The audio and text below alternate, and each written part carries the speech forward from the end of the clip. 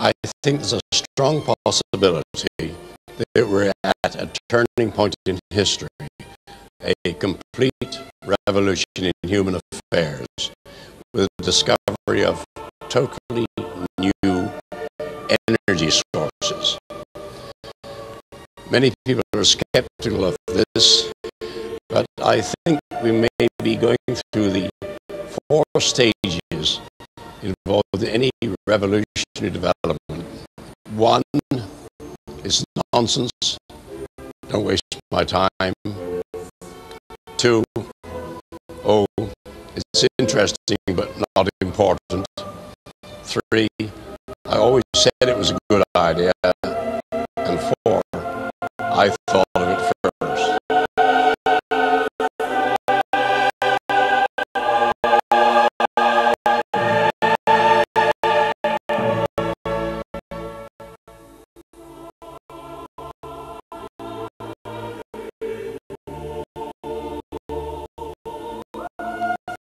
Can you imagine what it would be like if you could split water and run it into your engines?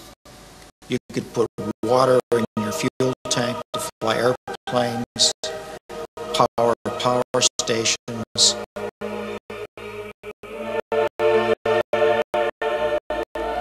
Ordinarily, we look at water to drink and to wash our clothes. Today, you have to look at the water as a fantastic new fuel source.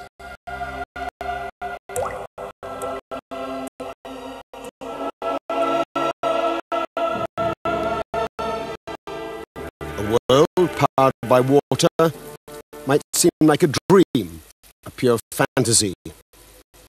But 100 years ago, that is exactly what the men of steam would have thought about a world powered by oil.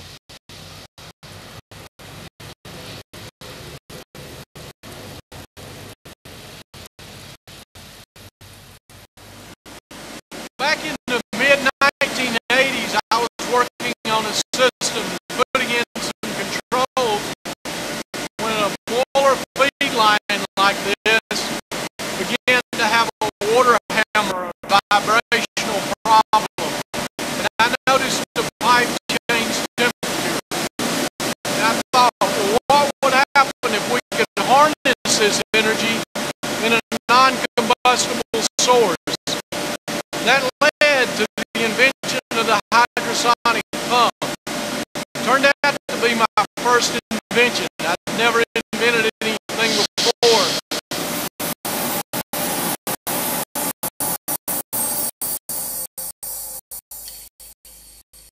Jim Griggs' first invention was to bring him into direct confrontation with the world of science.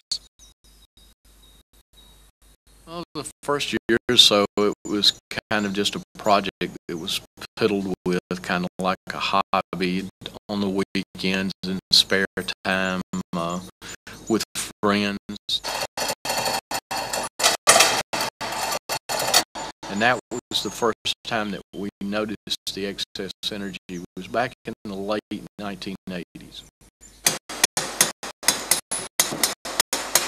And I knew that you couldn't get more energy out than you put in. It violated the laws of physics. So I just set the pump to the side for a few months and just left it alone, didn't mess with it, trying to figure out where I was making my mistake.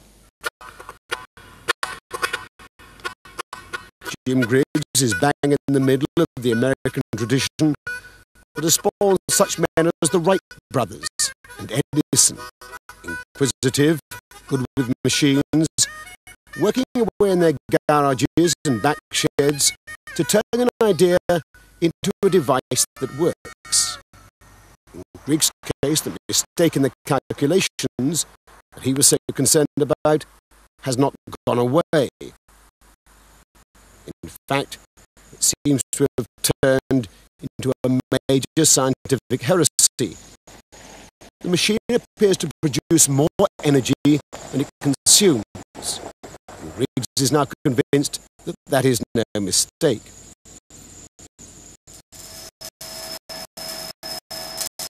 he has struggled for 4 years to turn his spare time enthusiasm into a serious business.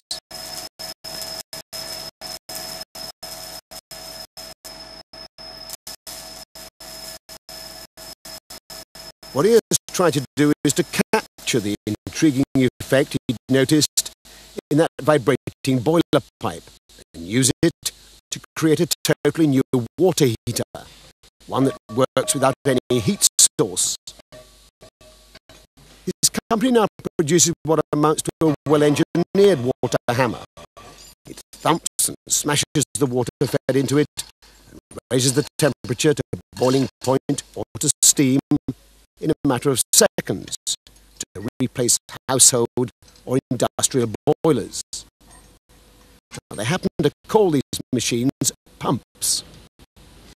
What we have is a hydrosonic pump that has a rotor located inside. It's a cylinder that has holes bored in it, specific angles and depths, ranging from a few hundred holes up to a few thousand, depending on whether we're going to make hot water or steam. The key to the machine seems to be the number and the design of the holes in the rotor. Briggs has experimented with many different combinations to get the best results. The rotor fits tightly into a steel chamber with only a very small gap between the two. Water is fed into the gap and the rotor is spun rapidly by a small electric motor. As it spins, the water is pummeled and hammered through the holes. In seconds, it flows out of the cylinder as hot water or steam. What's so extraordinary about such an ordinary-looking machine is the claim that it is more than 100% efficient. More energy has been measured coming out in the form of heat or steam than the electrical energy needed to turn the rotor. The term for this is Overunity. Scientifically, this is supposed to be impossible because it overturns the fundamental law of conservation of energy. It says you cannot get something for nothing. And yet, external observers claim to have measured here up to 70% more energy out than in. Continues to bother me is something every day you get up and you look to say, well, maybe today I'll find where I made my mistake in my calculations and this will be explained. Or a scientist will come up with a theory that will fit what we're doing and explain it.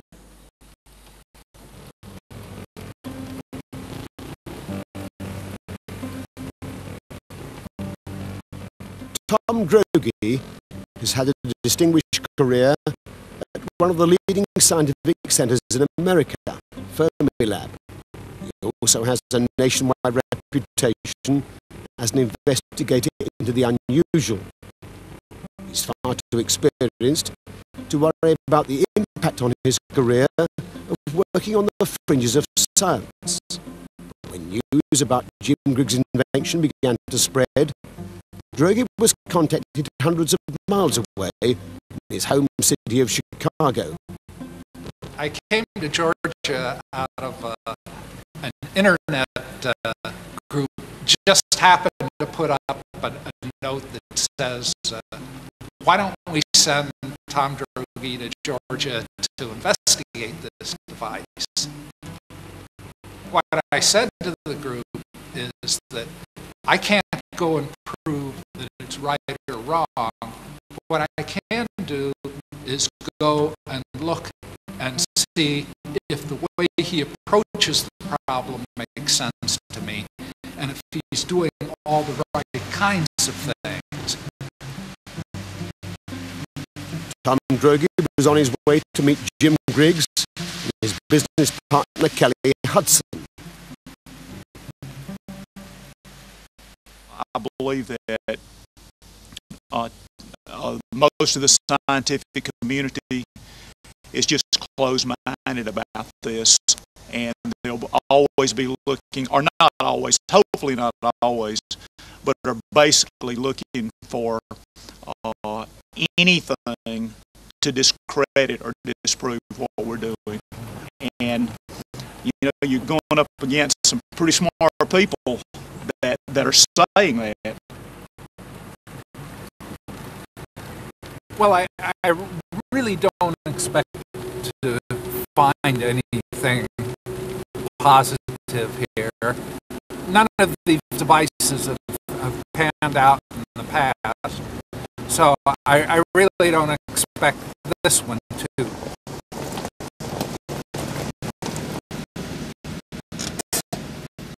Hi, I'm Tom Drogi. Jim Griggs. Hi, Jim. Good to meet you.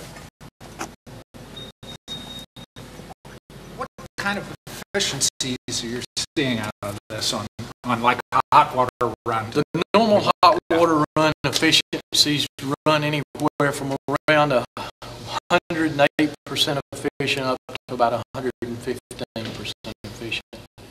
I was shown that it was putting out, I don't know, 8 or 10% more energy than it was put in. But these are just numbers on a computer, and what you're looking for is something that's convincing.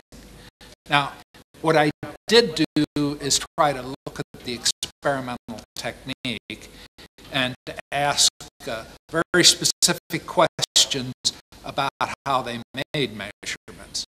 Then we have generally 6 J-type thermocouples that feed back to the data acquisition system. And then you've got a thermometer here just to check that the thermocouples are reading correctly.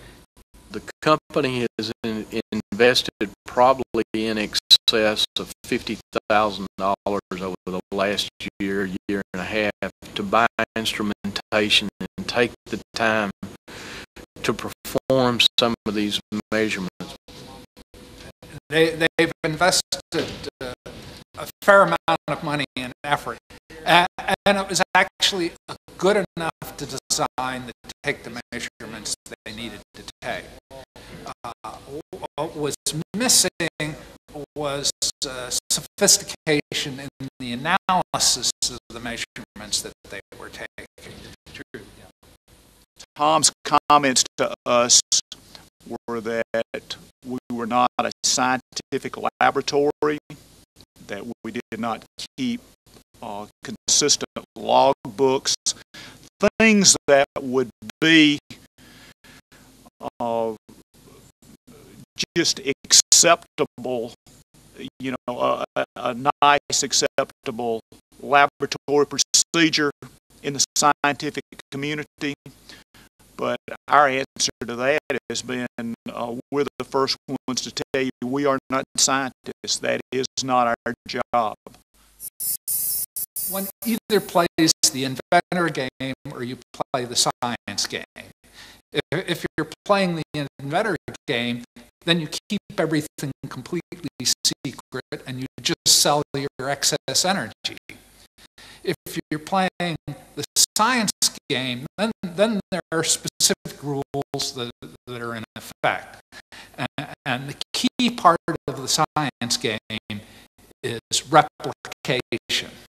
There were not even the most fundamental scientific processes applied to the way of making the measurements and the way to analyze them. And so I don't think there's any particular reason to believe them as true.